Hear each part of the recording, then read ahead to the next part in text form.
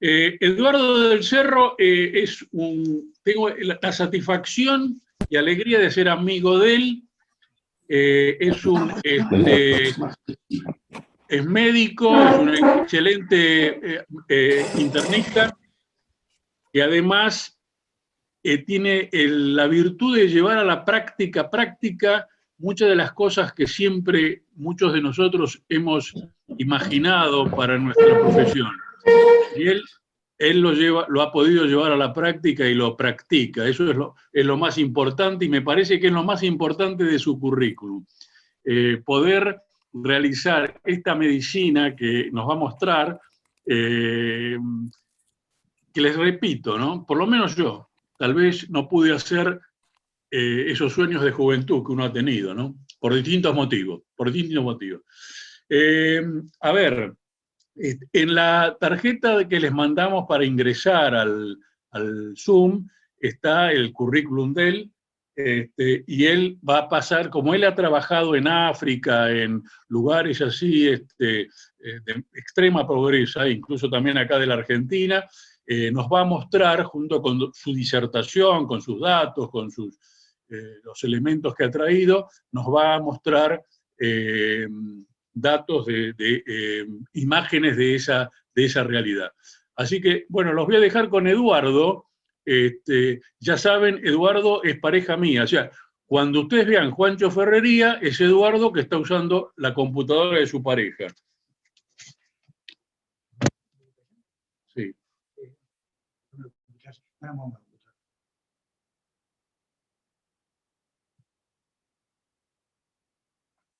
Dale.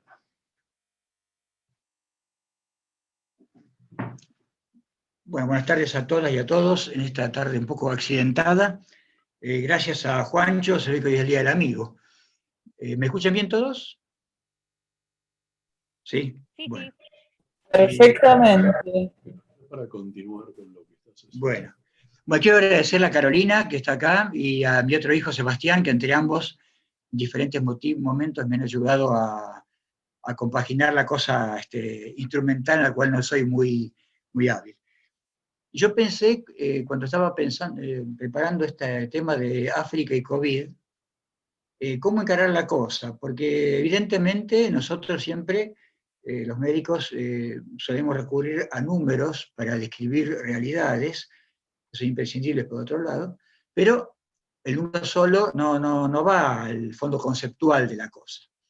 Al haber tenido dos experiencias en África, se me mezclan los números con los recuerdos, las anécdotas, las cosas vividas ahí, y vamos a tratar de hacer una cosa un poco combinada. Me parece que es importante dar algunos datos del contexto de África, por dos motivos. Primero, porque la situación histórica, económica, social, geográfica, cultural, política de África es muy diferente a nuestras realidades de Europa y diría de Argentina, ¿no? Y América Latina en general, muy diferente. Y por otro lado, es una cosa bastante desconocida. Los españoles tienen una aproximación, hay un par de provincias españolas que están en África, ¿no es cierto? Y por otro lado, en lo personal no tengo ningún problema con esto, porque yo soy también español, de alguna manera, porque todos mis antepasados, todos absolutamente, hasta donde yo conozco, son españoles. Quiero saber, ¿me escuchan bien todos? Sí, Sí, Bien. Sí, perfecto, Sí, Eduardo. Bueno, entonces, vámonos más a la cosa. Me van a perdonar que esto puede parecer un poco una clase del secundario, pero me parece que hay que dar este mínimo contexto físico, inclusive. Este mapa que está acá, a ver cómo lo se me fue el mapa. No, El anterior, quiero ver, no, el anterior. Me pasé de largo, digamos. Estoy en una computadora extraña. Más mi inhabilidad pasa esto. Antes que eso.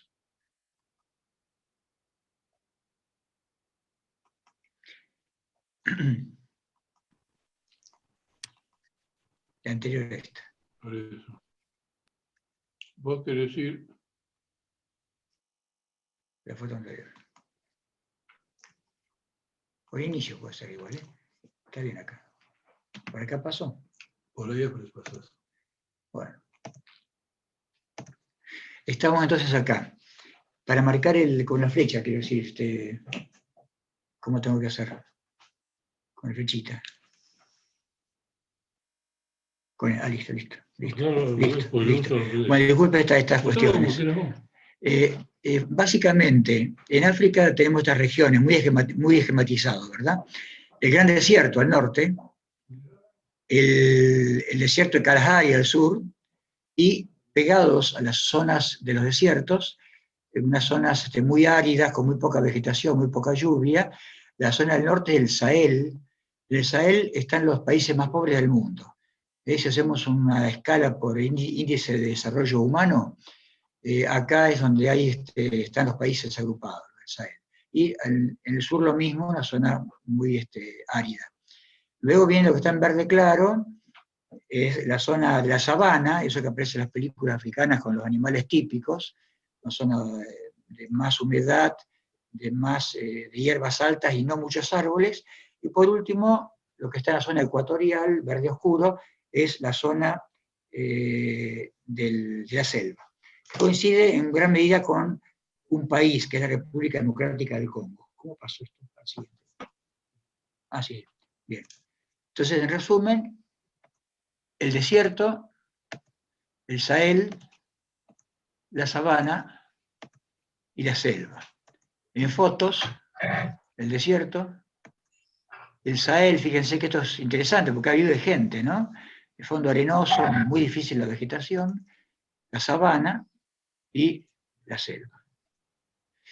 Y nos vamos a detener un ratito en estos mapas para tener una idea de la complejidad histórica y geográfica del África. El mapa de la izquierda, el colonial, sería el mapa del cambio de siglo, del 1800 al 1900, y el otro es el mapa actual. Entonces, para ubicarse en esto, lo que están rojos serían las ex colonias británicas. Fíjense que Inglaterra consiguió un eje de norte a sur, no continuo, pero bastante poblado, con colonias, Egipto, el Sudán, Uganda, las dos Rodesias, lo que era Nyasaland, Botsuana o Bechuanalandia y Sudáfrica, ¿verdad? Y por otro lado, surgió acá la idea, ya tuvo Cecil Rhodes, el político sudafricano, hacer el ferrocarril, el Cabo, el Cairo, de norte a sur. Por otro lado, los franceses, aparte de tomar algunos países contiguos al Mediterráneo, Marruecos, Argelia y Túnez, tomaron también todo el desierto, lo que se llamó durante muchos años el África Occidental Francesa, y también países que están más al este, que son el África Ecuatorial Francesa.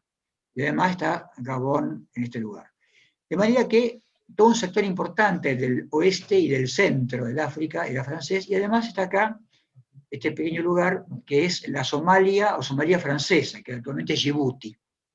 Entonces los franceses tuvieron esta idea de unir de oeste a este sus posesiones. Y hubo un intento de un comandante Marchand que salió de Gabón y se dirigió hacia el este, nordeste, y al cabo de un par de años llegó acá a este lugar. Este lugar es el Sudán, atravesado de sur a norte por el río Nilo, y se estacionó en un lugar que se llamó Fachoda. Menciono este nombre porque tiene mucha significación histórica. Estuvo esperando que llegara una delegación de Djibouti a su encuentro. Los ingleses, mientras tanto, fueron bajando del norte después de sofocar un grupo político militar muy importante de Al-Mahdi, un líder islámico, que los ingleses lo sometieron. Siguieron bajando y en este paseo norte-sur se encontraron ¿dónde? En Fachoda con los franceses. Entonces, esto lo menciono porque es casi un encuentro simbólico, ¿no? De esta veleidad británica del norte-sur versus la francesa del oeste a este. Bueno, no hubo encuentro, esto fue en 1898, por ahí, no hubo encuentro militar, no hubo tiros. Se llamó el incidente de Fachola, pero quedó para la historia como que había que hacer algo para resolver estas cosas, estas ambiciones de los países poderosos de Europa. Por otro lado, España, ¿qué tenía? España tuvo, bueno, las Canarias, de luego, estos posesiones, estos lugares del norte de Marruecos, disputó con Francia mucho tiempo Marruecos, ahora le quedó Ceuta, Melilla y alguna posesión más, y quedó toda esta zona, Río de Oro, el Sahara español, y que fue abandonado por la época de la muerte de Franco.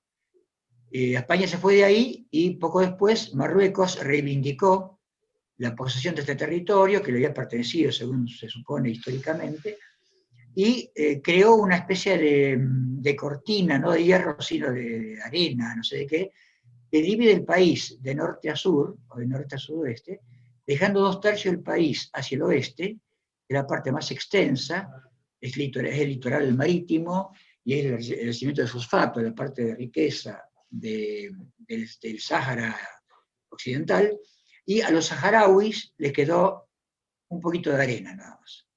Este país es el único que nunca se menciona como país en África.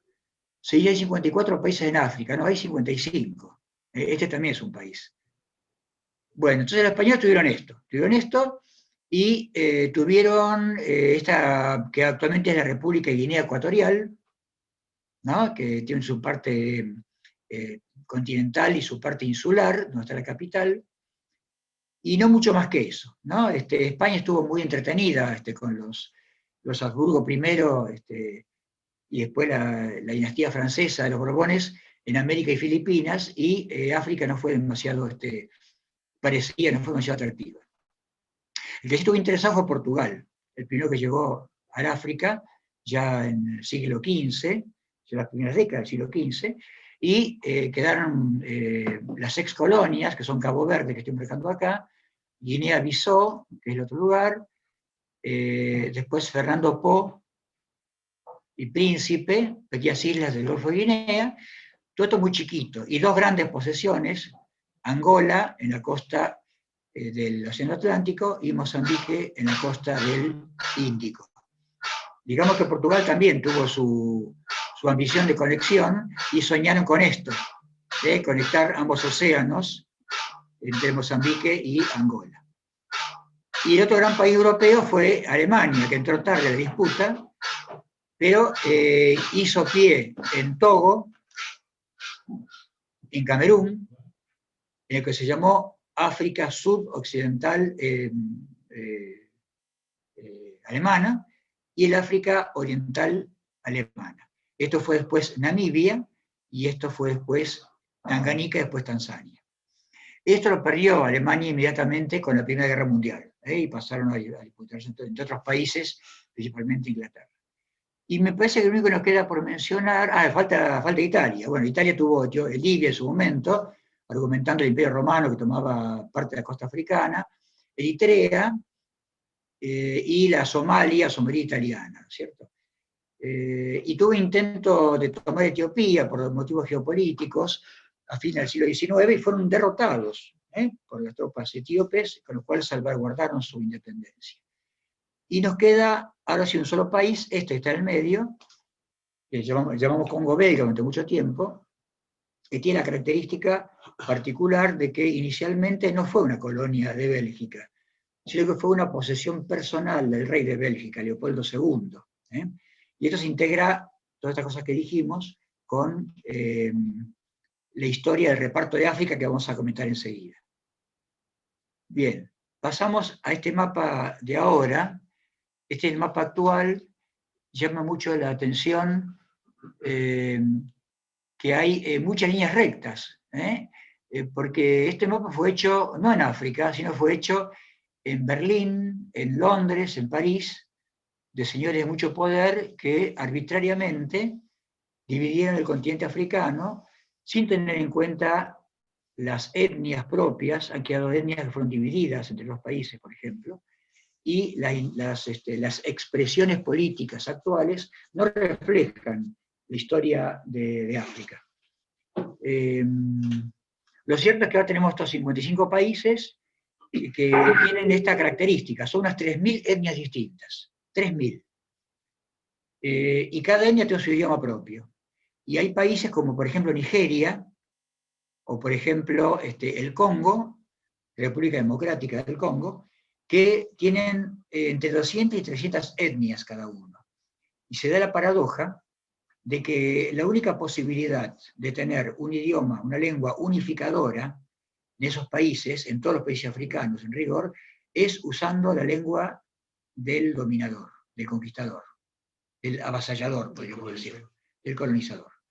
Eso lo noté claramente en el Congo. El Congo tiene 300 dialectos, el idioma oficial es el que más se usa, unificador es el francés, porque viene de Bélgica, pero lo habla únicamente el 30% de la gente, los que fueron a la escuela. Los que no fueron a la escuela no hablan francés, y hablan dialectos diversos. Así que es un caos eso, el tema de los idiomas en África. Bueno, dejamos creo que por ahora este asunto acá.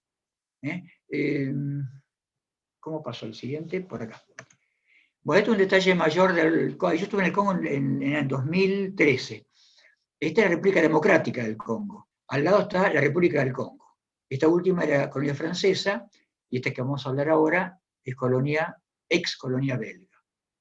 Estuvo en manos personales, como decíamos, de Leopoldo II, hasta el año 1908, donde por su desgobierno pasó a ser colonia belga directamente, hasta que llegó un momento de independencia en los 60, como la mayor parte de los países africanos.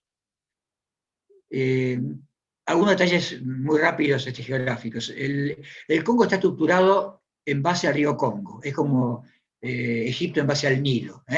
El río Congo va de sur a norte, hace una amplia curva con concavidad inferior, o sea, hacia el sur, y luego se dirige otra vez hacia el suroeste, hace frontera entre los dos Congos, y termina desembocando en el Océano Atlántico.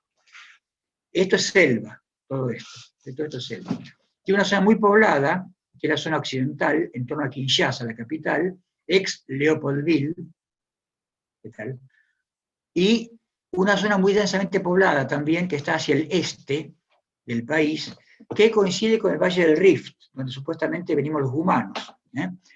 Y acá es la zona de los grandes lagos. Está el lago Victoria, que es el más grande de África, y otros lagos que están en límites entre el Congo y las repúblicas que están hacia el este, el lago Alberto, el lago Eduardo, el lago Kivu, el Tanganica y el Nyasa más al este. Y hay una cadena montañosa acá, que limita hacia el oeste este valle, de cuyo nombre me enteré una vez que yo estaba ahí, pero ya era tarde para escapar. Son los montes Mitumba. Y luego donde trabajé está acá, este es el lago Eduardo, yo estaba a pocos kilómetros de este lago, en el Parque Nacional donde están los últimos gorilas, en una aldea que se llama Kiondo, que no está en los mapas, muy chiquita, y cerca de una ciudad un poco más grande, que se llama Butembo.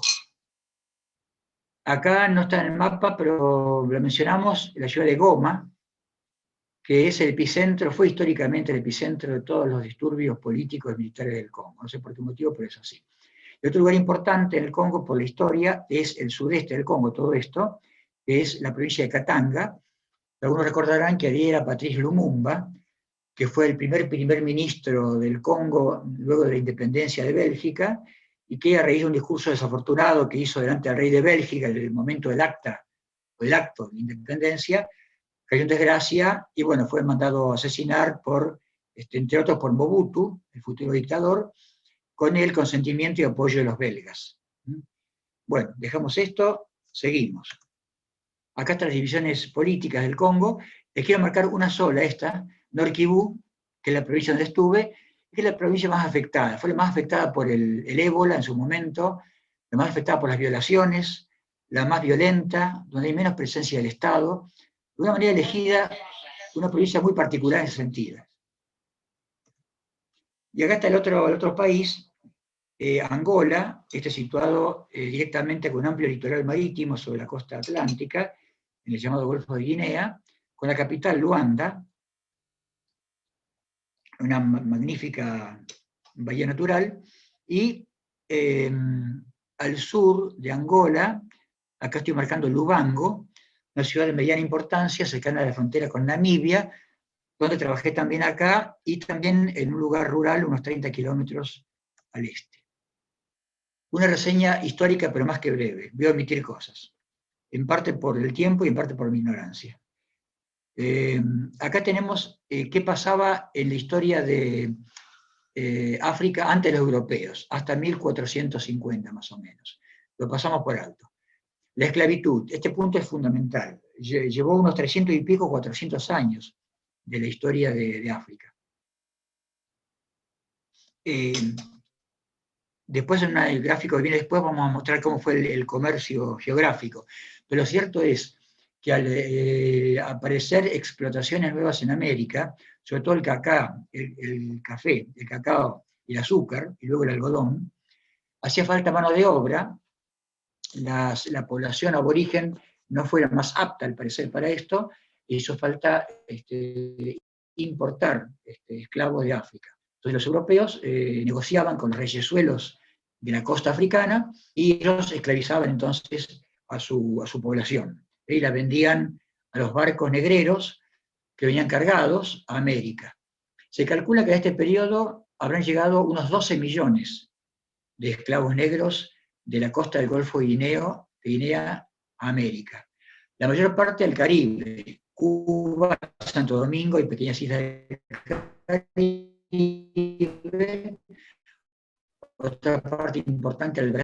El barco volvía cargado, con lo que dijimos, café, azúcar, etcétera, a los puertos europeos, y la gente que gustaba pasear por el puerto no sospechaba que los barcos que se iban cargados con armas y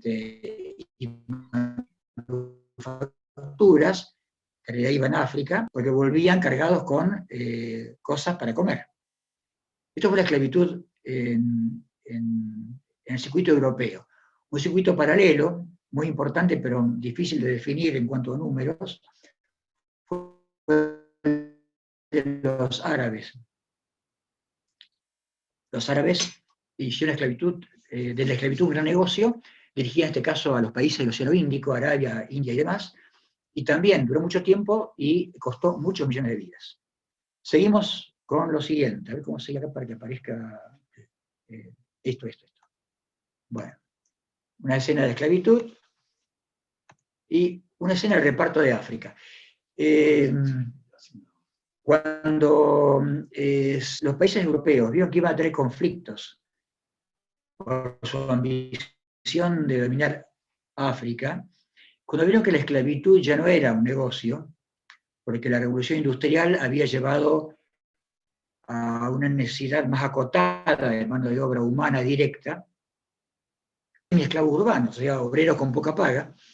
Entonces Inglaterra fue la primera que prohibió la esclavitud en 1830 y pico, y poco a poco los demás países también fueron dejando esta práctica, pero quedaba el tema del reparto de África. Entonces, Bismarck, que era el mandamás de Alemania en los años 80, decidió convocar, en 1884, al Congreso de Berlín, donde se reunieron las potencias principales, que fueron Italia, Bélgica y Alemania.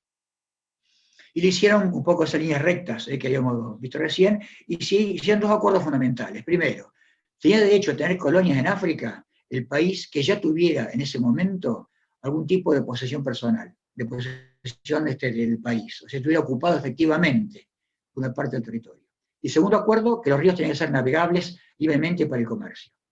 Con estas dos condiciones, se acordó el reparto de África y cada país avanzó hacia el interior del continente, que era desconocido, hasta que se topara con el otro que venía del otro lado. Era un poco así el arreglo entre los europeos. Ahí comenzó el periodo de la colonia, que fue muy sacudido con la Segunda Guerra Mundial, y ahí se crearon los gérmenes ya de un independentismo muy importante que se concretó a partir de 1957, yo no del África Negra estoy hablando, dejo de lado los países árabes del norte. Ese independentismo se dio a partir de 1957, cuando Ghana, ex colonia británica, se independizó, Y en 1960 fue el gran año de independencia, que se independizaron creo que 24 países, uno tras el otro. O sea, cada 2 semanas había un país que se independizaba. Algunos un poquito más tarde, y Portugal fue el último que largó sus colonias en 1975. Sus 5 colonias. Algunos que otros vino después, con Etiopía. Lo cierto es que el África, que tenía únicamente 2 países independientes en el cambio de siglo anterior, o sea, en el paso del siglo XIX al XX, que eran Abisinia o Etiopía y Liberia, que fue un invento norteamericano, tenía en 1960 y pico casi todos sus países independientes. Tenía las nuevas naciones. Entonces viene el siguiente periodo, el periodo de la independencia, que fue caracterizado en casi todos los países subsaharianos por gobiernos democráticos, o sea, elegidos por el voto popular, pero en general con un régimen de partido único, donde todos los que estaban al mando de sus respectivos países eran nativos de ese país. Los blancos no tuvieron más injerencia directa en la política aparente, y fueron regímenes dictatoriales casi todos ellos. Fueron algunos de ellos particularmente despóticos, crueles. Quizás el régimen de Mobutu en el Congo es el más recordado en ese sentido. Bokassa en Centro África fue breve, pero también terrible. El régimen de Idi Amin Dada en Uganda pasó lo mismo, y muchos más, pero esos fueron los arquetípicos gobiernos africanos que llevaron a cabo una eliminación física directa de toda oposición. A todo esto, ellos adscribían a países, a los grandes países, las grandes potencias, según sus conveniencias. La mayoría al bloque occidental. Por ejemplo, Mobutu fue un gran aliado y servidor de Estados Unidos, y otros al bloque soviético. Por ejemplo, Mengistu, que gobernó Etiopía, adhería al bloque soviético, por ejemplo. Pero si uno hurga un poco más fino, ve que eran todo lo mismo, que lo primario no era la cuestión ideológica o política o geopolítica. Lo primario, lo principal para ellos era tener el poder en sus manos. Entonces, países que eran muy pobres, aunque había mucha riqueza, sobre todo en el subsuelo, eran países con gente pobre, país rico con gente pobre. Pese a que América Latina es el continente con más inequidad, según se dice, la mayoría de pobrezas, de lejos, están en África. El quinto punto puse hoy, porque hoy la cosa es un poco mejor. Diría un par de sentidos. Un poco mejor políticamente, porque hay menos regímenes despóticos de ese cuño, hay más democracia, podríamos decir. Y otro punto que es bueno es que África tiene una salud, una educación progresivamente mejor. Sigue siendo muy mala. Si hacemos un corte, sigue siendo muy mala. Pero en términos comparativos, si comparamos de acá a 10, 20, 30, 40, 50 años atrás, las cosas están mucho mejor. Perdón que insisto, ¿se escucha bien?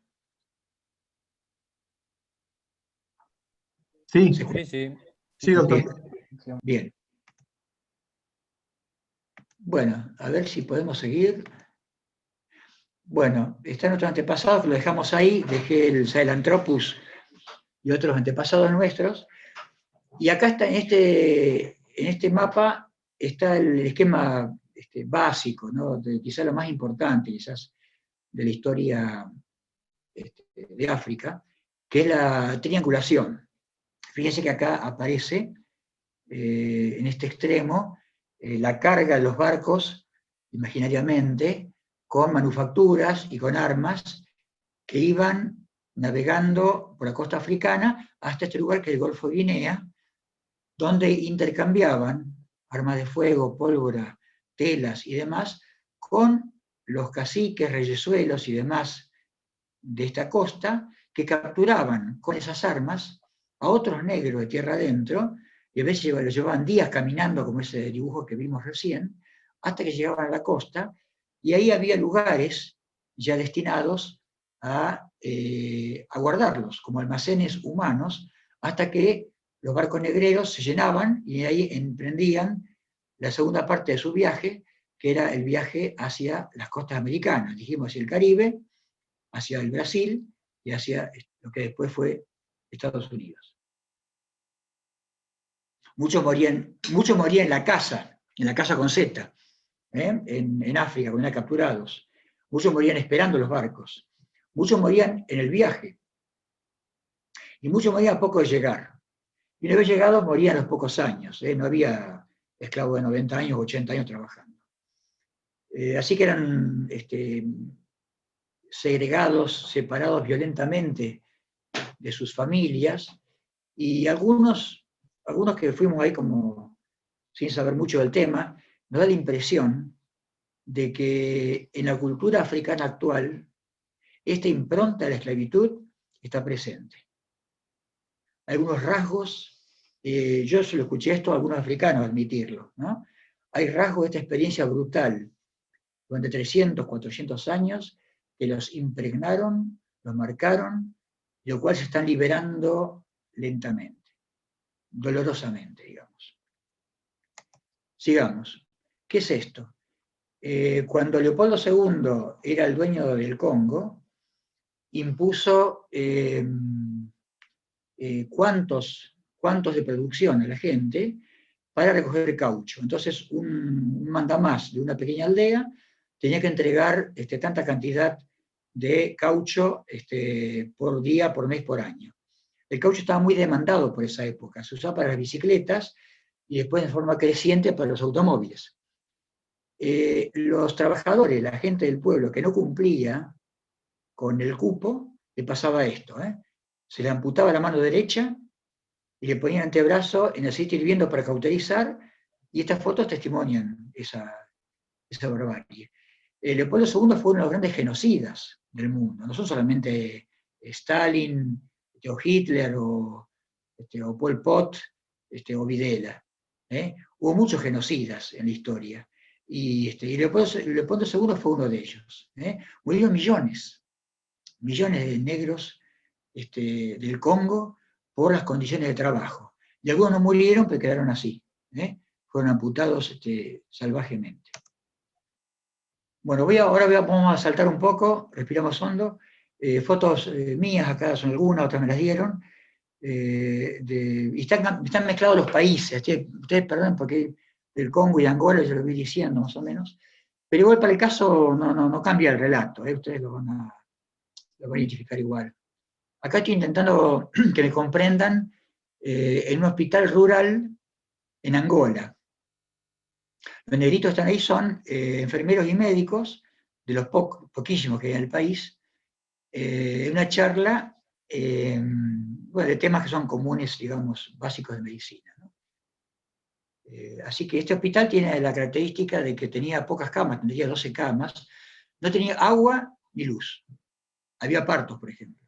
Eso para darles una idea de cómo es la cosa. Esto en la sabana de Angola, más bien hacia el sur de Angola.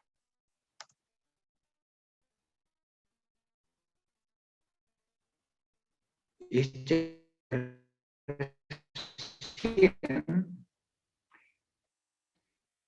este es el pueblito donde estaba ese hospital que vimos recién. Vamos a pasar los cartelitos. Ahora pasamos a Kinshasa. El Congo tiene 90 millones de habitantes. Kinshasa, la capital, es como la ciudad de Buenos Aires. Y tiene carteles como este. Dice, yo utilizo el preservativo para protegerme contra el SIDA. Son así difusiones en un país donde no se le da bolilla. ¿Ustedes saben qué porcentaje de mujeres argentinas y de los países desarrollados en edad de reproducción usan un método anticonceptivo moderno, o sea, que tiene materialidad? 70%. ¿Saben qué porcentaje de mujeres del centro y sur de África usan anticoncepción moderna? Ninguno llega al 10%. 5, 6, 7%. Eso da una idea de la situación, lo que significa el contagio de algunas enfermedades, sobre todo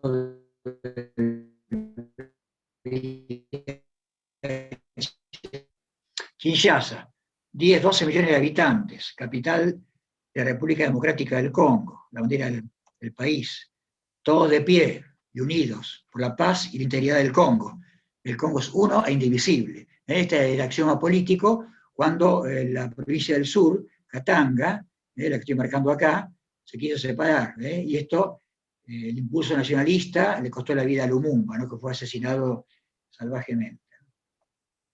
Bueno, acá está la estatua de la derecha, es el hombre que derrumbó al dictador del Congo en ese momento, a Mobutu. Él gobernó un tiempo, después fue asesinado y siguió su hijo gobernando, ¿no? El que está a la izquierda, imitándolo, es un mercenario argentino. Una calle típica de Kinshasa, colores, sin pavimento, todo precario. Aeropuerto de Goma, epicentro de los disturbios políticos y violentos en el Congo. En ese avión viajé, 18 plazas, 2 pilotos rubios, eran rusos. ¿Qué es esto? Un río, el río Congo, que corre de derecha a izquierda, de este a oeste. Lo que está ahí al fondo es Brazzaville, capital de la República del Congo. Lo que está acá es la orilla de Kinshasa, capital de la República Democrática del Congo, otro país. Este es el único lugar del mundo donde hay dos capitales casi pegaditas, separadas por un río. Este lugar se llama Butembo, queda en el este del Congo, tiene 200.000 habitantes, ese día llovía, tiene universidad, tiene facultad de medicina y no tiene ninguna calle asfaltada. Eso parece una idea de lo que significa esto en las características del Congo. Esto es el hospital donde yo trabajé ahí al fondo. Estos chiquitos están jugando con un globo argentino. Yo creo que era el primer globo que vieron en su vida. Una chica de 20 años. Estaba murió pocas horas después de eso. Murió de malaria o paludismo.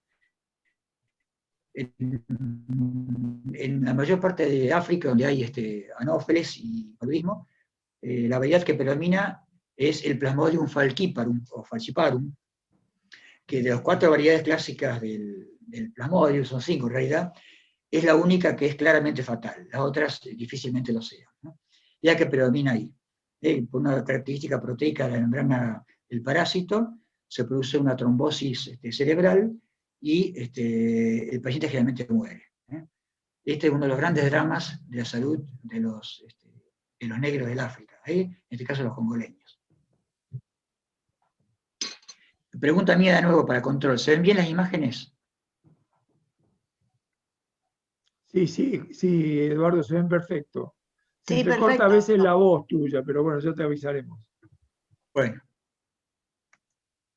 Fotos del hospital donde trabajé. Este es el pueblo de Kiondo, K-Y, Kiondo.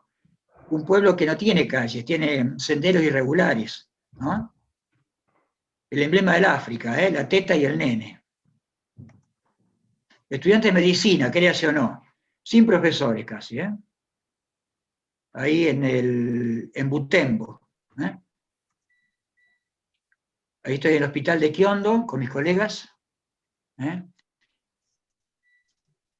Este es el jefe de la parte clínica, creo que el único también. Chiquitos internados en el hospital. Butembo, ahí cerca.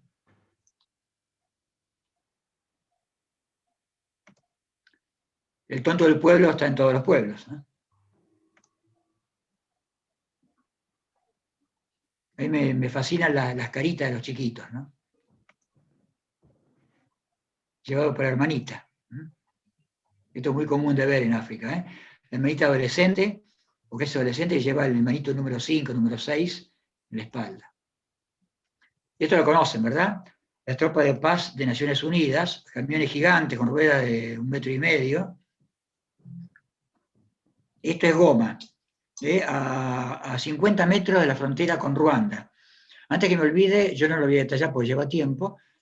En Ruanda, usted recuerda, en 1994 fue el genocidio de los Tutsis, un episodio terrible donde murieron 800.000 personas asesinadas en menos de 3 meses.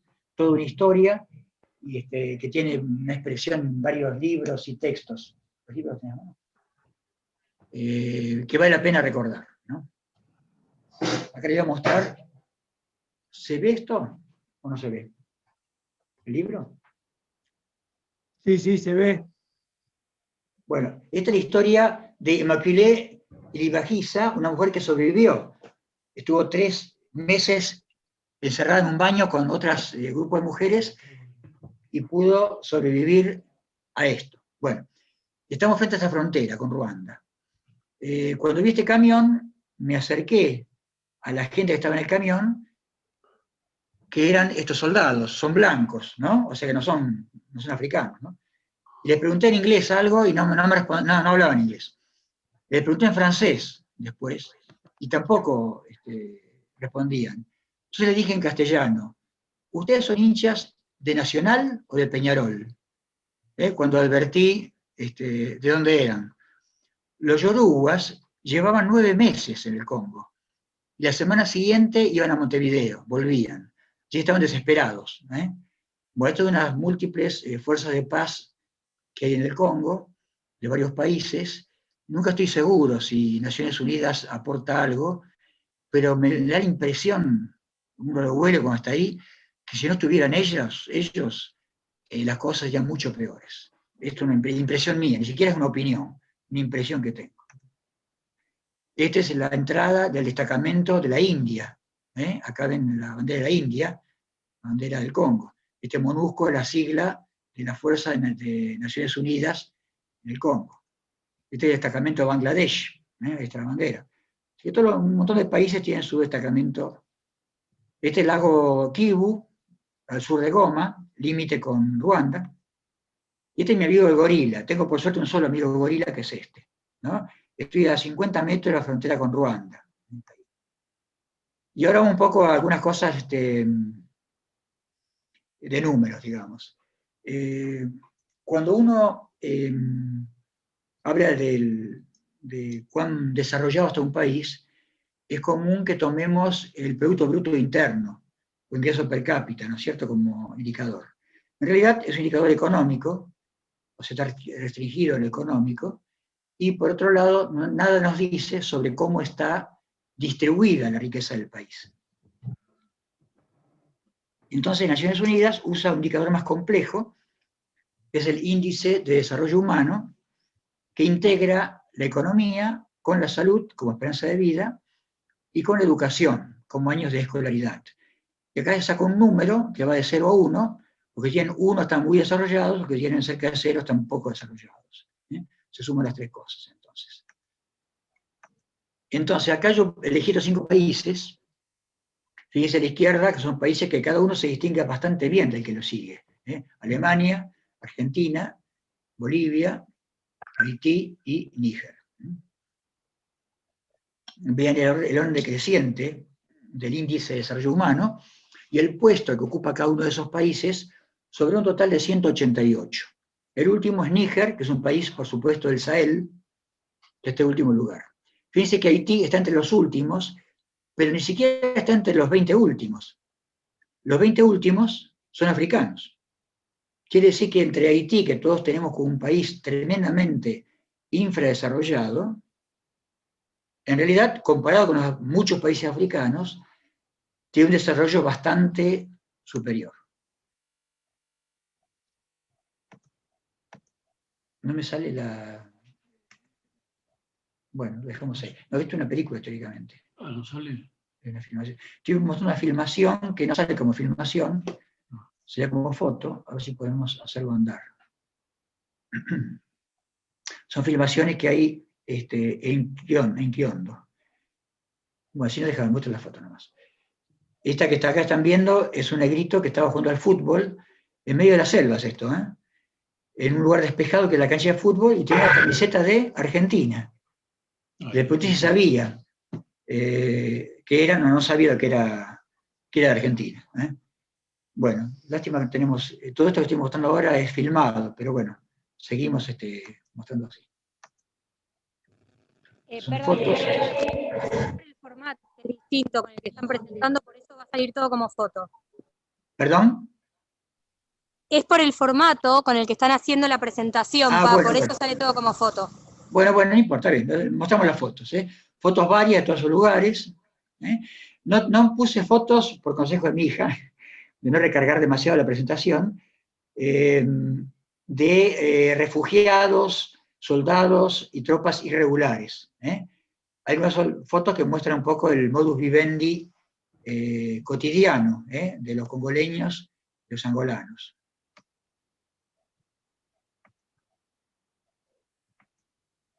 Amanecer en la sabana de Angola, atardecer en el mismo lugar. Una médica argentina con la cual compartimos pocos días ahí. Y el laboratorio de ese hospital que les comenté que no tenía ni luz ni agua. Un puente de compleja estructura ingenieril. Y acá es para hacer una adivinanza. ¿Quién es el local y quién es el mercenario blanco?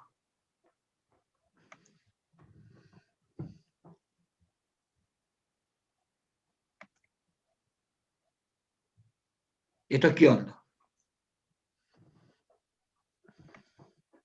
Y ahora viene la segunda parte. Si todavía están en condiciones de algunos datos estadísticos y algunas impresiones de la relación con el COVID. Lo que hice hasta ahora fue contextualizar la cosa. Ya expliqué la importancia de tener algunos datos o unas impresiones, digamos, antropológicas, culturales o políticas. Esto que viene acá, en algunos casos no señalé la fuente, para no hacerlo más engorroso. Igual en todos los casos, o en casi todos los casos, la fuente lo tomé de diversas videos de YouTube, y en particular viene del CDC de África. Uno de los funcionarios africanos decía esto: no estamos ganando en África respecto al COVID, ¿verdad? No importa de dónde vengan las vacunas, necesitamos rápido acceso a ellas. Esto que estoy mostrando es de hoy, la semana pasada. Es todo muy de estos últimos días. El mismo funcionario: es inadmisible que países ricos estén vacunando a adolescentes, cuando la población a mayor riesgo en África enfrenta la muerte. Tal cual. Entonces el comentario es no se cree que el número real de afectados es mucho mayor que el registrado. En parte se debe esto a que los pueblos pequeños hay grandes limitaciones para el transporte y el acceso a las prestaciones de salud. Ustedes saben que yo fui de un lado al otro del Congo, del oeste al este, por vía aérea. No hay forma de ir por tierra, no hay ferrocarril, no hay carreteras. Las comunicaciones son tremendamente dificultosas y la inmensa mayoría de la gente que nació en el este no conoce el oeste y viceversa, el propio país. Así que las comunicaciones son tremendamente dificultosas, la gente no tiene contacto ni con el médico, ni con ningún prestador de salud, ni con ningún tipo de registro, e ignoramos cuántos enfermos hay, cuántos muertos hay, no lo sabemos. Por otro lado, está la paradoja de que este aislamiento de gente en zona rural permite que no haya un contacto muy estrecho entre la gente, y eso hace que los contagios, en el caso del COVID-19, se vean acotados. Esto es una información del Task Force de Sudáfrica, un grupo especial que se formó el gobierno a propósito de la epidemia, y que informaban la semana pasada que en las últimas semanas el número de casos viene aumentando de 20 a 25% semanalmente. Es una cosa muy, muy marcada. ¿Por qué pasa esto entonces? ¿Por qué hay alto riesgo? Porque hay servicios de salud endebles, tremendamente endebles, yo soy testigo de eso, viene al hospital que les mostré, y por la falta de vacunación. Entonces, algunos dicen que hasta ahora no hubo el nivel de daño que se suponía que iba a haber. ¿Por qué? Por la juventud. ¿Saben cuál es el porcentaje de la población mayor de 65 años en nuestro país? 11%. ¿Cuánto es en China? 11%. ¿Cuánto es en Italia? 22% de ancianos, ¿cierto? ¿Y cuánto es la proporción de ancianos en los países al sur del desierto? 3, 4%. En otras palabras, en el África negra no hay viejos. Y esto hace que, al ser jóvenes, el daño del COVID no es tan marcado como ocurrió en otros países. El otro motivo es el subdiagnóstico, sin ninguna duda. Hay muchísimos más enfermos y muertos de lo que se dice. No hay forma de saberlo, así se acierta. Y los que saben esto dicen que hay causas desconocidas que quizás algún día podamos abordar. África está subvacunada, ¿no es cierto? Uno de los interrogados por esto, de los epidemiólogos africanos, se preguntó qué riesgo implicaba para el resto del mundo que no estuviera vacunada África, ¿no? Entonces, la respuesta es esta. Ningún país puede estar tranquilo aunque tenga toda la población vacunada, si el virus se disemina por el resto del mundo. Fíjense lo que está pasando ahora con la variedad Delta, que entra a un país y en pocas semanas pasa a ser la variedad dominante. Entonces la respuesta es necesario suprimir el virus globalmente. Hace falta una distribución equitativa de las vacunas.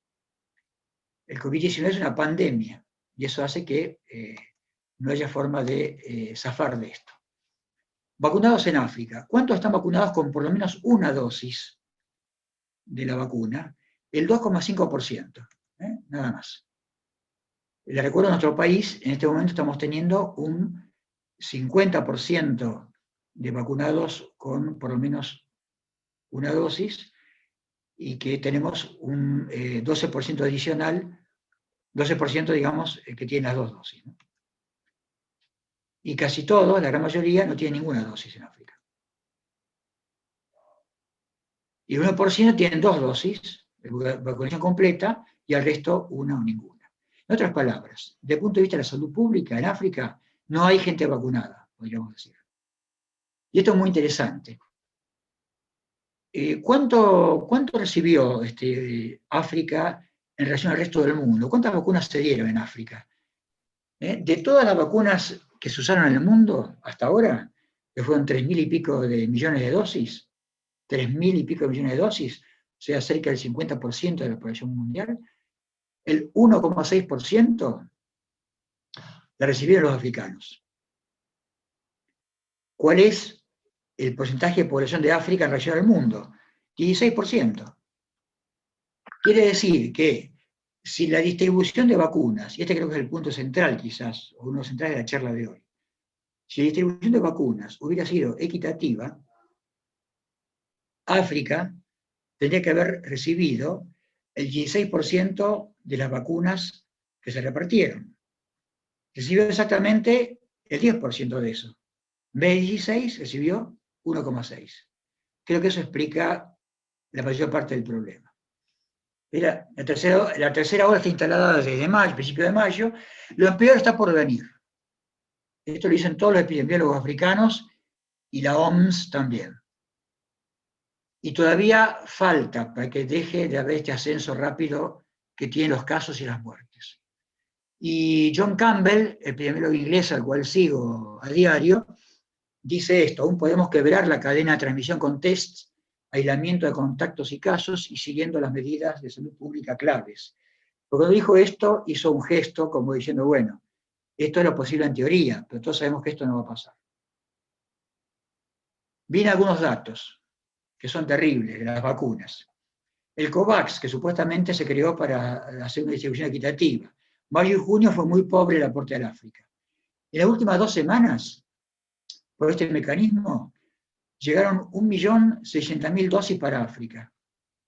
¿Ustedes piensan que Argentina, que tiene una población que es 28 veces menor que la de África, 28 veces menor, estamos dando 2.100.000 dosis por semana?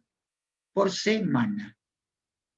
Ellos, toda África, recibió en 2 semanas 1.600.000 dosis.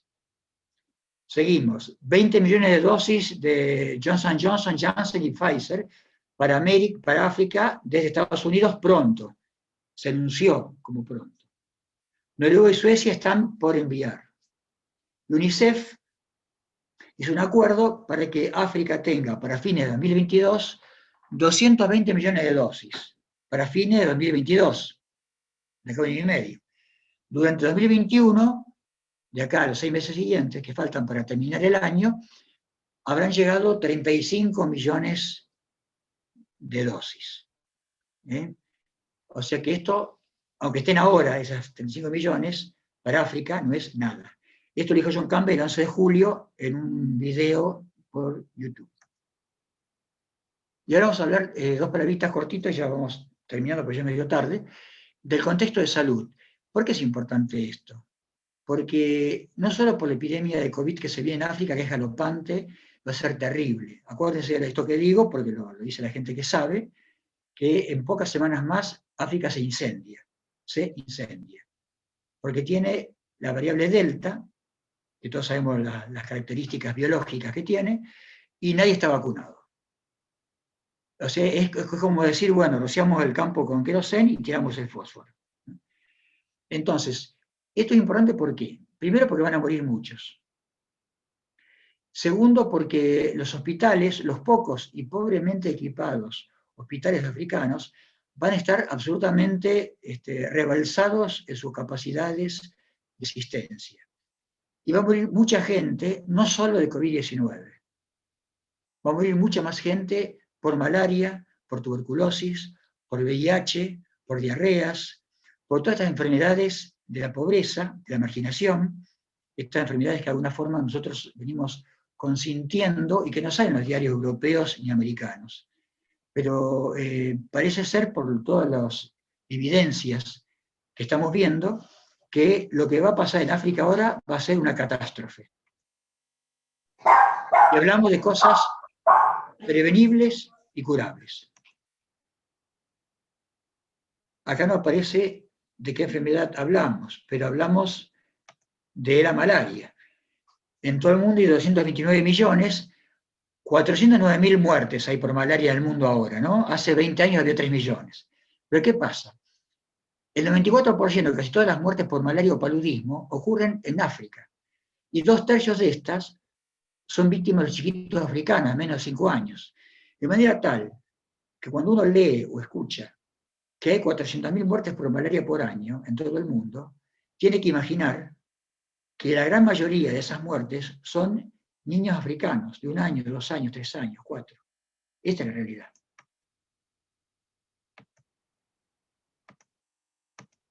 Seguimos, tuberculosis. Muertes 417.000 por año en África.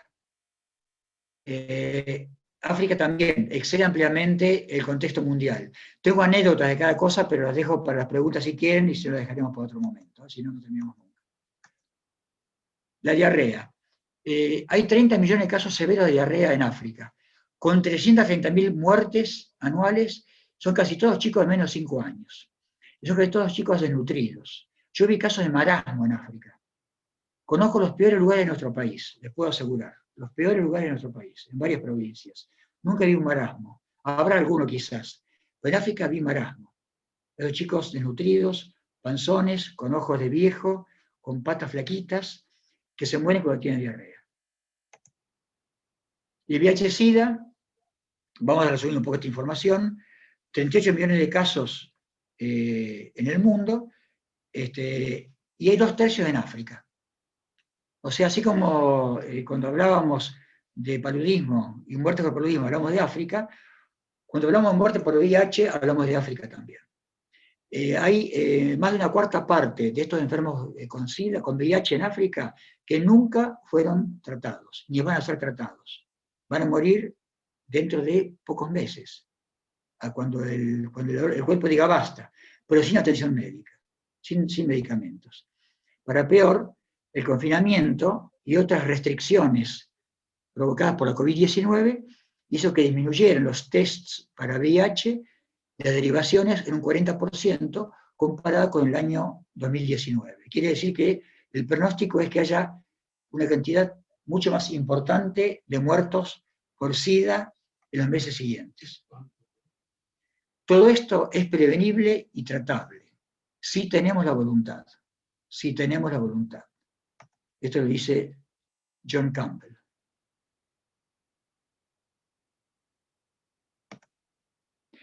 Les agradecería mucho si alguno de ustedes me quiere escribir o hablar, que lo hagan, acá les dejo mis datos, y debo confesar que voy a hacer un corto publicitario de menos de un minuto. Necesito ayuda. Yo fui 2 veces al África y quiero ir por tercera vez. Y necesito una ayuda no económica, sino institucional.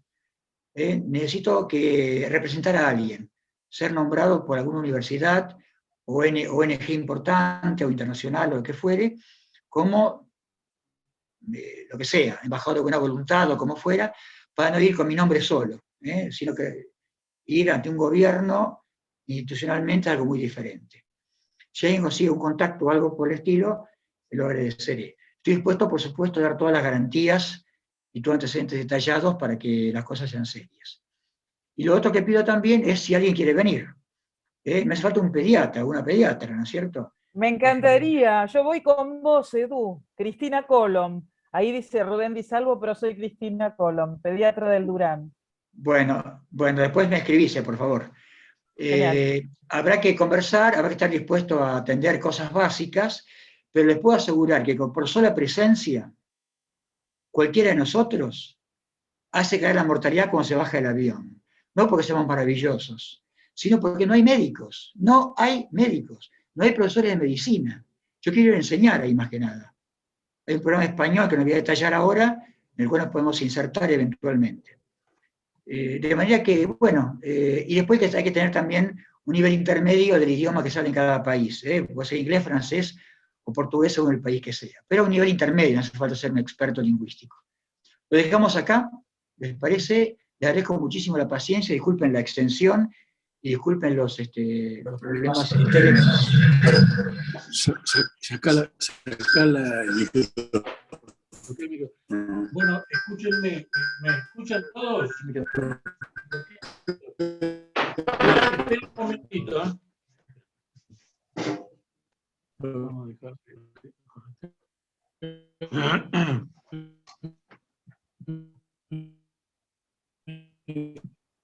Disculpa, Juancho, vamos a hacer una cosa para facilitar el funcionamiento. Vamos a silenciar todos los micrófonos.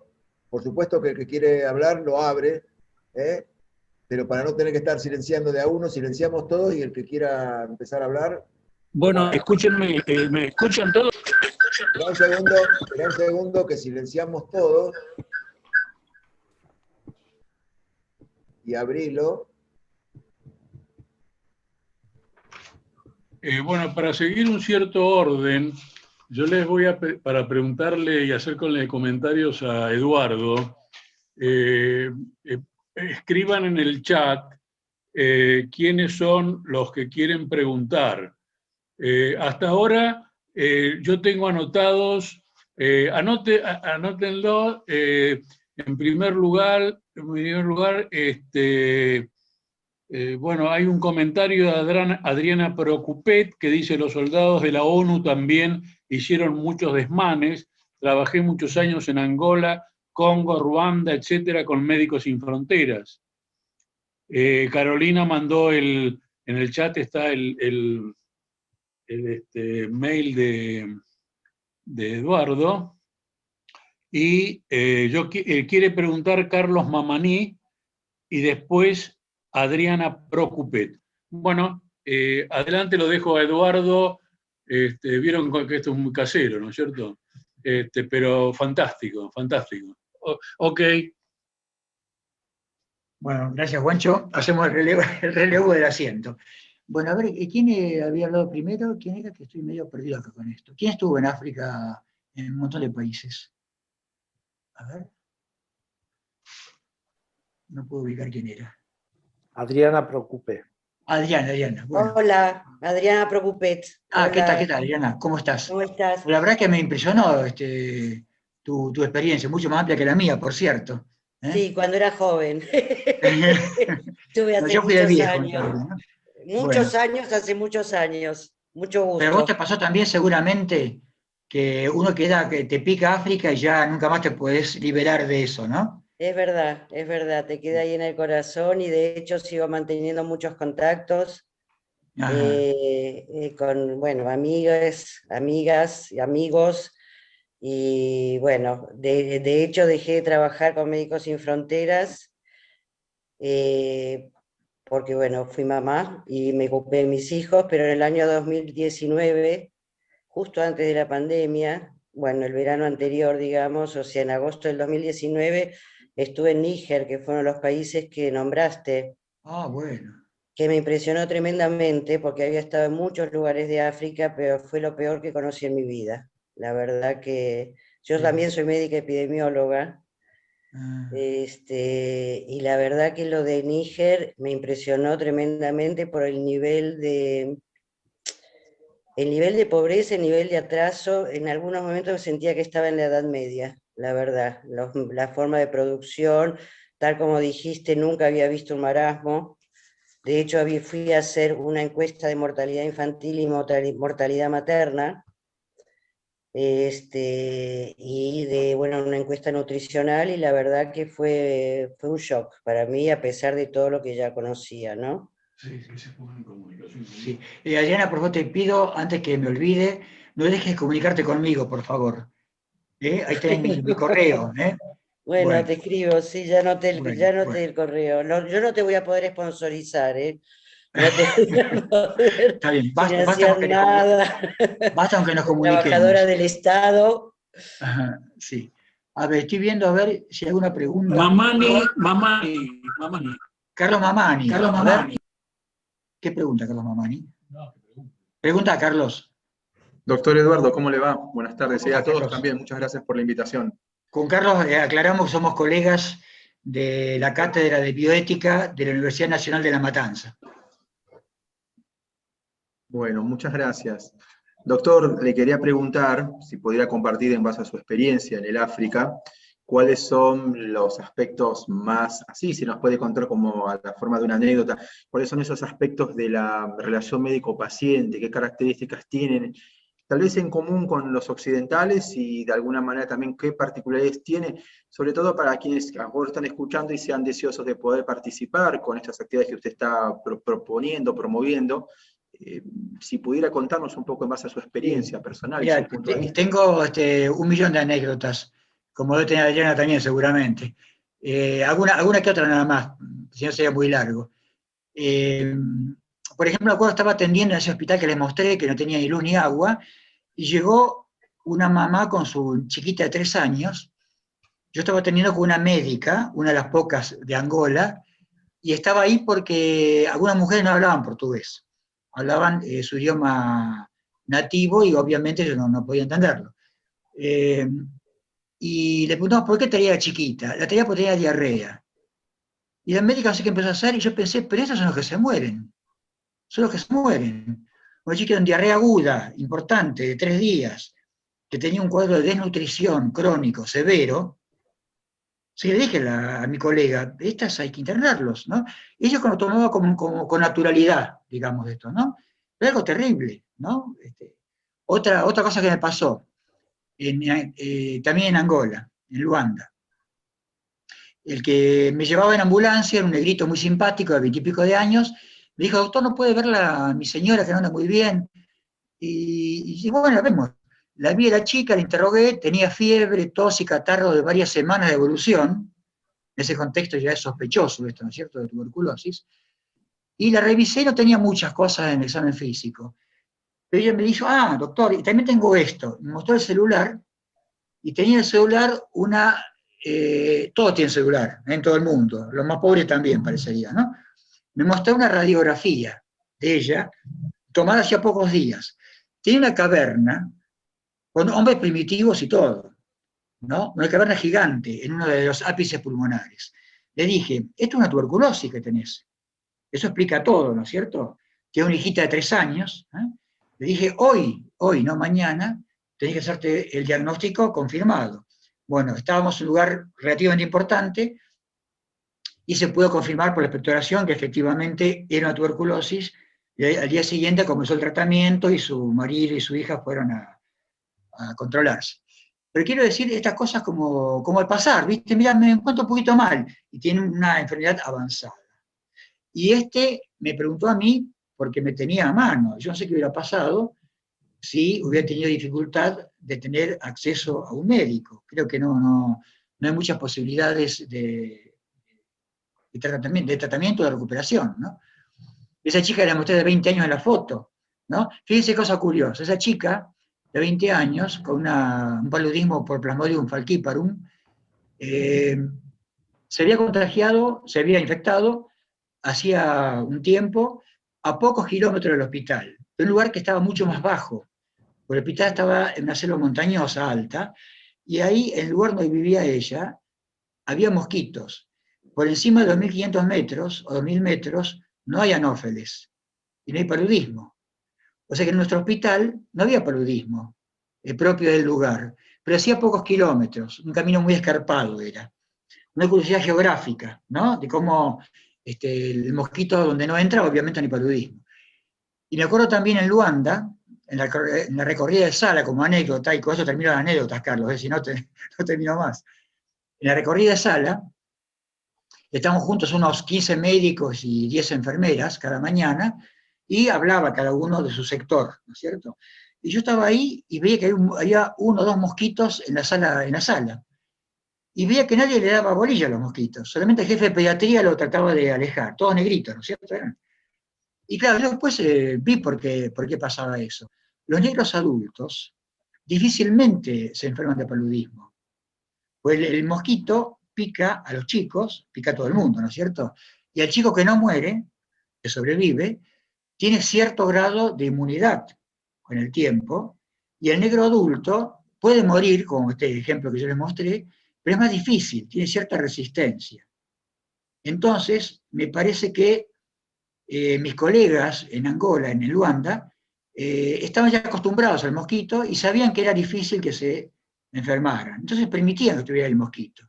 Yo parecía un muñeco Michelin, todo gordo, lleno de anti-mosquitos por todos lados, mangas largas, ¿no? Y con todas las precauciones del caso, ¿no? Pero estas cosas pasan, ¿no es cierto? Uno deja de respetar al enemigo también, ¿no? Bueno, dejo acá, Carlos, las anécdotas, ¿no? Bueno, a ver, mi asesor acá me dice que Cristina Ortiz me quiere preguntar algo, no sé dónde está la pregunta. Sí. Pregúntame, Cristina. Sí, hola, ¿qué tal? Hola, Cristina, ¿cómo estás? Uno, bueno, escucha esto y le da ganas de bajarse el avión y empezar a trabajar, pero sabemos que si la acción no es más estructural, todo es poner una curita en una herida gigante, no sé.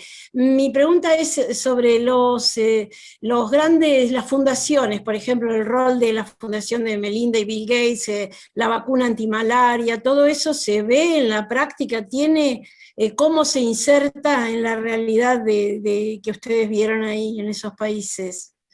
No, bueno, vacuna antimalárica no existe, ¿no es cierto? Ninguna vacuna antiparasitaria, hasta donde yo sé. Adriana, vos me corregís si digo cualquier cosa, ¿eh? Creo En que no existe. 2015 más o menos la OMS aprobó una para África, digamos así, o supuestamente se inició algo como para activarla, tengo entendido, no sé. No tengo noticias. Hasta donde yo sé, no hay, por lo menos de uso extenso, no existe, ¿no? Hay vacunas antivirales o antibacterianas, pero no antiparasitarias, parecería más complicado hacer la vacuna a los parásitos, ¿no? Pero de cualquier manera, el paludismo o malaria es una enfermedad prevenible y tratable. Además tiene 2 niveles de prevención. Uno que es la ingeniería sanitaria, digamos, desecando pantanos, evitando que el mosquito pueda desarrollarse, y un segundo nivel que es el personal, ¿no es cierto? Usando repelentes en la piel, manga larga, mosquiteros en la cama al dormir, etc. Y fumigando. Fumigando las casas. Y por último, los tratamientos, que son altamente efectivos, ¿no es cierto? Con una variedad de cosas, el primero conocido fue la quinina, ¿no es cierto? De manera que pese a todo eso, pese a que disponemos de una variedad de elementos preventivos como terapéuticos, sigue ocurriendo lo que está ocurriendo. Adriana quería decir algo. Sí, de hecho sigue habiendo una experiencia de hace muchos, muchos años, no me acuerdo cuándo se inició en Mozambique, justamente una experiencia financiada por la Fundación Bill y Melinda Gates en combinación con el Hospital Clínic de Barcelona, de un equipo que funcionaba en esa época. Yo la verdad que en este momento estoy un poco desactualizada en cuanto a, sé que siguen y hay una experiencia de vacunación en menores. El problema es que tiene una efectividad muy baja. Entonces, porque, entre otras cosas, porque bueno, no se acompaña, bueno, de las medidas que estaba comentando, que estábamos comentando anteriormente, pero sí se han hecho experiencias bastante interesantes. Yo no sé si se acuerdan, hace muchos años también un colombiano, Patarroyo, el doctor Patarroyo, que había hecho una vacuna contra la malaria, paludismo, y la donó a la Organización Mundial de la Salud, porque no quería ningún beneficio. Y después, bueno, quedó un poco en el olvido, pero bueno, es una de las enfermedades parasitarias en las que más se está investigando, justamente por la enorme morbimortalidad que tiene. Y por ejemplo, con respecto a tuberculosis, yo sé que la gente muy capacitada quiere trabajar, pero con condiciones óptimas, porque si uno tiene que diagnosticar, bueno, si tiene una cavidad enorme ya lo sabemos, pero la exigencia de poner la mejor tecnología, por ejemplo, los cartuchos que se están usando, que diagnostican en 2 horas que tiene tuberculosis y si es resistente o no es resistente, es una contribución enorme para saber, para no generar multiresistencia en países donde hay, y rápidamente, yo creo que aparte los costos se van abaratando y es una cuestión de política sanitaria donde poner Claro. esas cosas para impactar en términos globales, ¿no? En términos de salud pública, más que los individuales. Pero bueno. Sí, acá me parece que Eso es lo que se chocamos, necesita. sí, que chocamos permanentemente con cuestiones que no son solamente técnicas, solamente médicas, sino que son culturales también. Es muy complejo. Yo todavía no estoy introducido plenamente en la cuestión cultural africana, pero me interesa y voy a ver si puedo avanzar en esto. Pero ¿por qué África está como está? Es algo muy complejo. Después los europeos tienen o tenemos una tremenda responsabilidad. Hay un libro que leí hace poco de un autor español, no recuerdo el nombre ahora, que se llama África, pecado de Europa, ¿no? Que resume en el título su concepción de la historia de África. Pero las cuestiones ancestrales africanas, intertribales, por ejemplo, son tremendamente complejas y dificultosas. Ellos tienen un sentido de pertenencia muy cerrado a su etnia de origen, alguna de las 3.000 que hay en África, y los demás son frecuentemente enemigos. Por ejemplo, una creencia muy difundida entre muchas etnias africanas es que cuando una persona tiene una enfermedad y muere, alguien tiene la culpa de eso. El que tiene la culpa es de la etnia, el enemigo. Entonces hay que buscar la forma de vengarse de eso. Quizá lo digo un poco burdamente, pero algo de esto hay en más de una etnia y explica en parte. Por ejemplo, Mobutu, cuando era el mandamás del Zaire, de lo que es hoy República Democrática del Congo, en su guardia personal tenía exclusivamente soldados de su etnia. Confiaba en ellos, nada más. Y los demás son de palo. Y esto es una de las dificultades pre-europeas que tiene África. Sí, Adriana. Sí, que creo que primero dos cosas quería comentar. Lo más flagrante de lo que está comentando fue Ruanda, ¿no? Los Tutsis contra los Hutus, o sea, los Hutus, digamos que masacraron a los Tutsis, que ese fue, por supuesto, una cuestión geopolítica en el fondo, pero fue lo más flagrante digamos, de batallas, de luchas entre etnias. Ruanda, ¿no? Que tuve además la desgracia para mi corazón de estar ahí justo después del genocidio, en los campos de refugiados de Tanzania. Y otra de las cosas que creo muy, muy importante de África es que todos los medios de producción siguen en manos de las excolonias. O sea, básicamente es eso, la riqueza, digamos, las enormes riquezas que hay en los países africanos, no las disfrutan los africanos. Lo disfrutan los europeos que se llevan toda la producción, todas las ganancias de las minas, todo el petróleo, todo el oro, todo, bueno, ¿cuál es el problema del Congo en este momento? El famoso coltrán, ¿no? que es este mineral por el que se están matando desde hace años, que se utiliza para la fabricación de teléfonos móviles. Bueno, yo creo que el problema básico aparte de los reyesuelos, aparte de la corrupción, aparte de la falta de educación, que la producción sigue en manos de las excolonias y ellos no disfrutan de nada de esas ganancias enormes que tienen en sus países. Y lo volví a constatar el año 2019 en Níger. Todo está en manos extranjeras, o los turcos, o los franceses, básicamente los franceses. Algo tremendo, tremendo, en el siglo XXI. Sí, sí, así es. Creo que Rubén Di Salvo quería preguntar algo, ¿sí? Soy yo, Cristina. Rubén es mi pareja Cristina.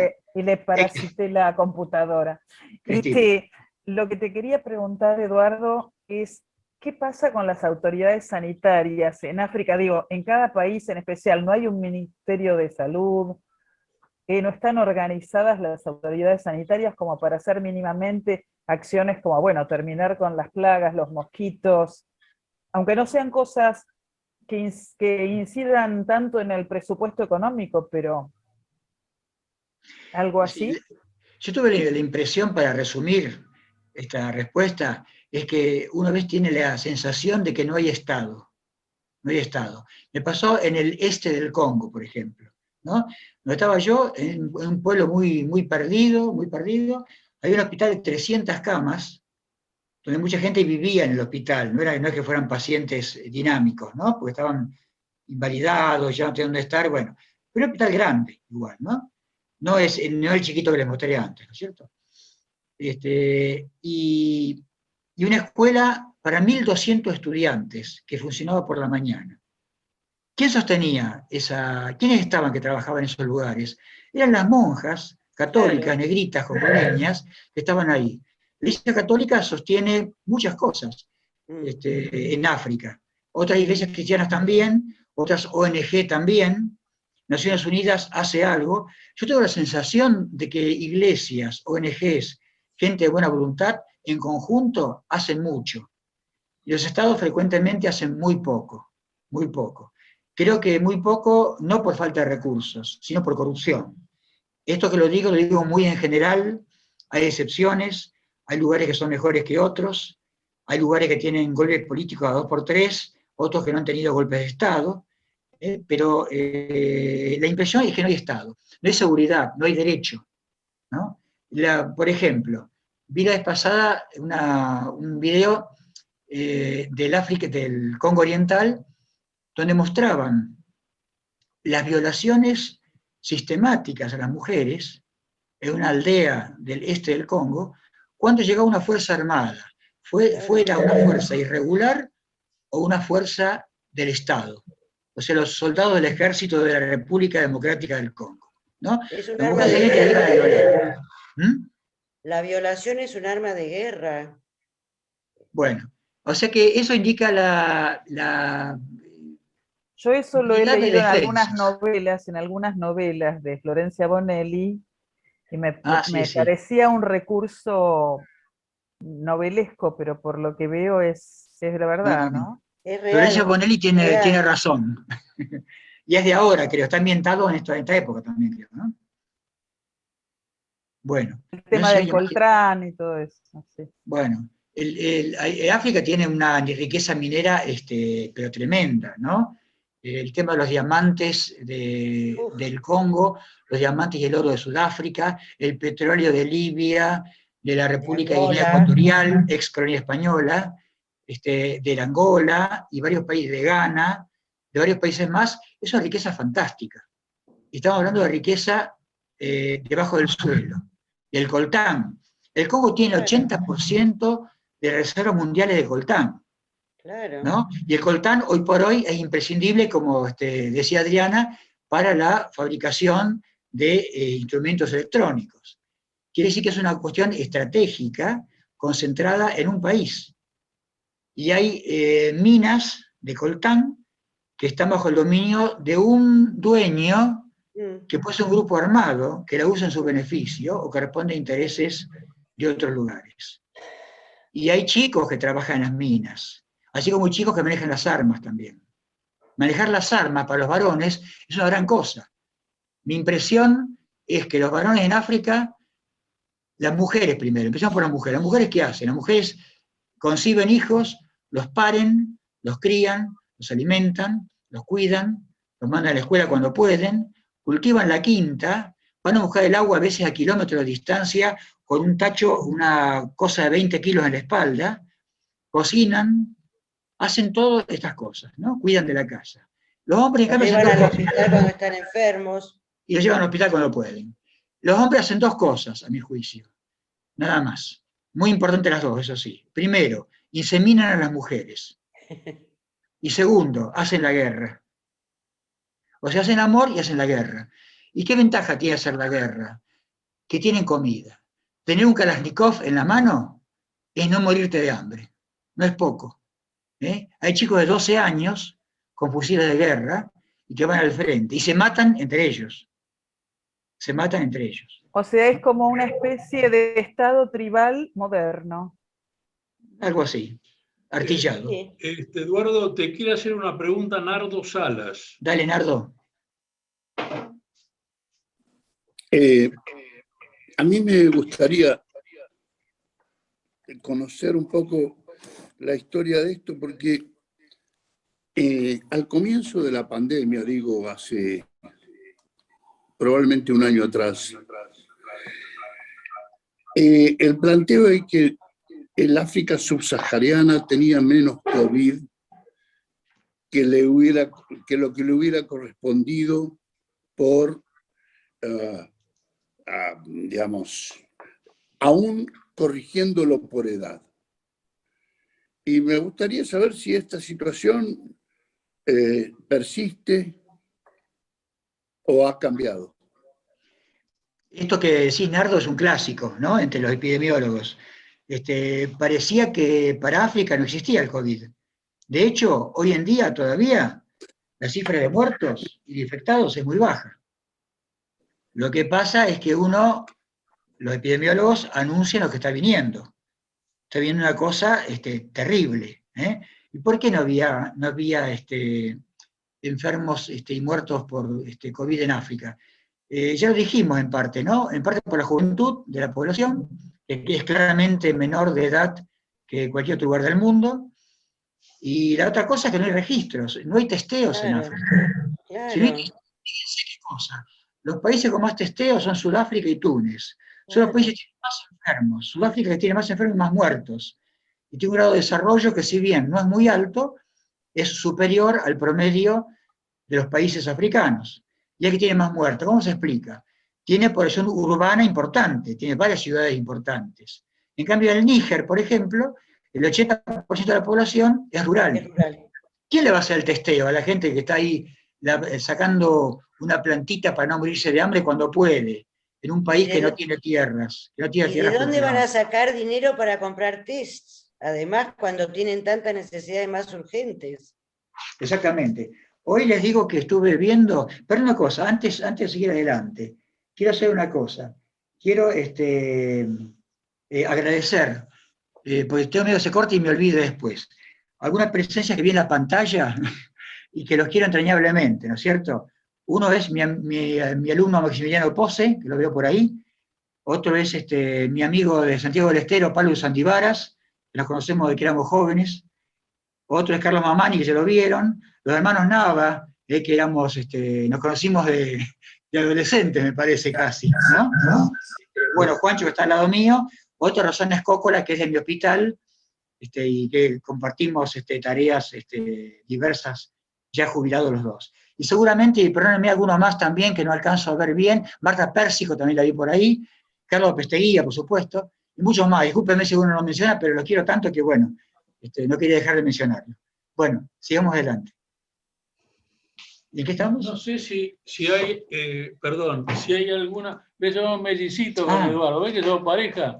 Bueno, escúchenme, ¿hay alguna otra pregunta para hacer? Yo quiero decir algo más. Si no, Eduardo, hace un cierre y aviso ya más. A ver quién es. Carlos Nava quiere hacer una pregunta. Dale, Carlos. Dale. Hola Eduardo, bueno, nada, súper agradecido con toda tu charla, pero me acordé de que esta charla, en parte, bueno, ya sabíamos que vos habías hecho esta experiencia y te íbamos a invitar, pero cuando estuvo Corina, la economista, la historiadora en realidad, una pregunta que disparó el problema de África, que era, ¿qué pasa con lo que sería el colonialismo actual de China en África? Si de eso tenés alguna información, alguna idea o algo. No. Porque se dicen que China, bueno, que China tiene un nuevo colonialismo, pero que produce desarrollo en el lugar.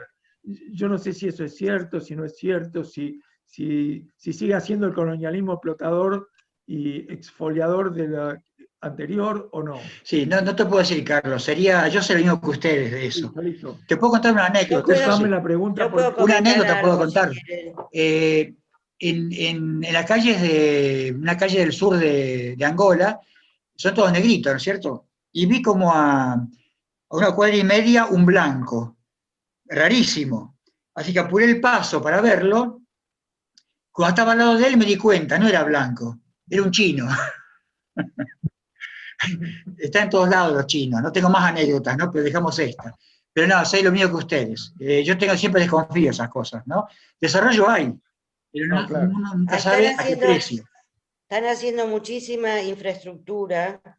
Lo que yo sé, por ejemplo, de Angola, porque es donde sigo manteniendo contacto, digamos, con gente, están haciendo muchísima infraestructura en cuanto a saneamiento, por ejemplo, están haciendo canalizaciones, digamos, bueno, de agua que no tenían, haciendo carreteras, haciendo, por ejemplo, cloacas, cosas de ese tipo,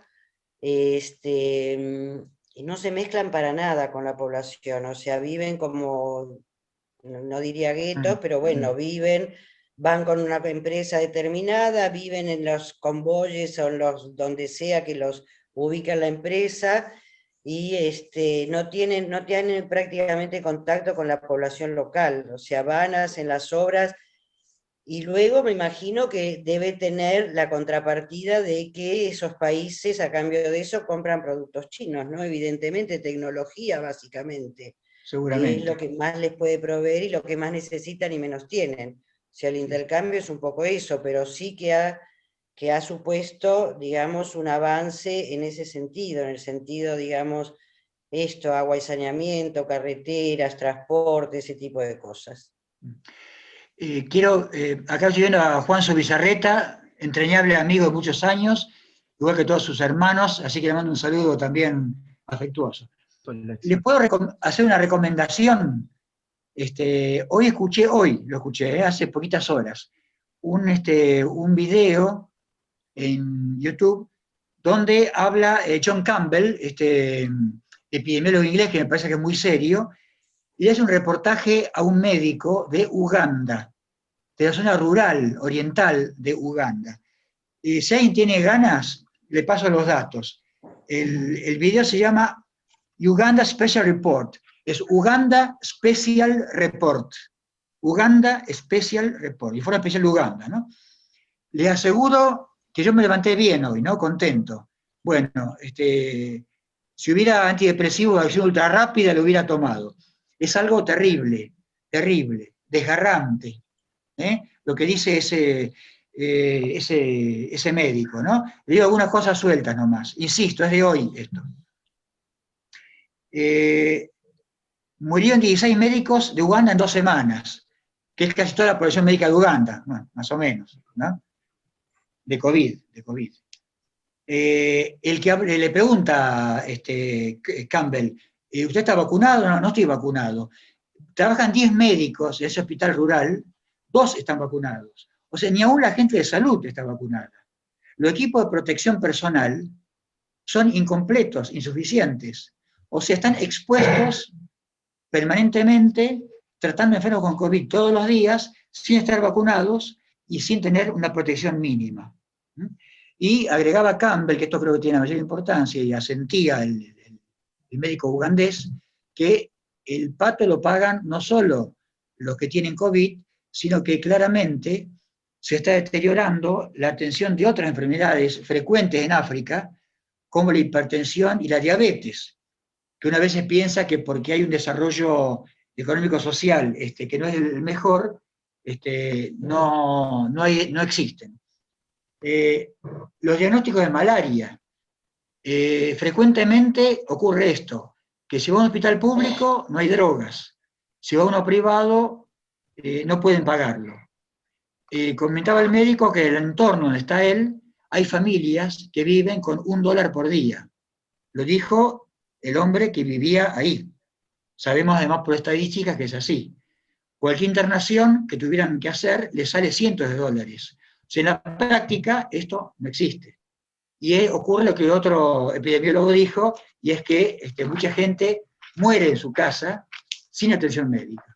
Sin ningún tipo de atención médica. Sí, dale. Yo te quiero hacer una pregunta, Eduardo. Evidentemente, toda la cuestión de lo que es bioética y derechos humanos te la debo, como decía un reciente prócer argentino. Pero vos podrías informarnos de alguna manera, tenés datos sobre relaciones médico-población, enfermeros-población, y relacionarlos con otros países. Sí. Esto es uno de los temas de numeritos, ¿no? Que son espeluznantes. Ustedes saben que la OMS considera como más o menos adecuado un médico cada 1000 habitantes. Esto es una cosa muy estándar, muy general, ¿no es cierto? En Argentina saben que tenemos 4 médicos por 1000 habitantes, parecido a España, ¿no? Parecido a los países europeos desarrollados, 4 médicos por cada 1000 habitantes.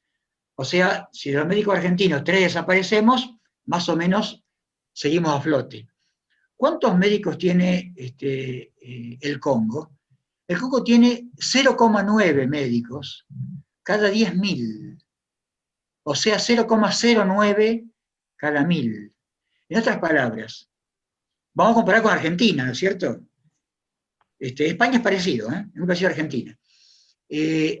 Si agarramos 44 médicos argentinos, los ponemos en fila, y 43 de golpe se mueren, o no trabajan más, queda uno, eso es el Congo. ¿Qué es Mozambique?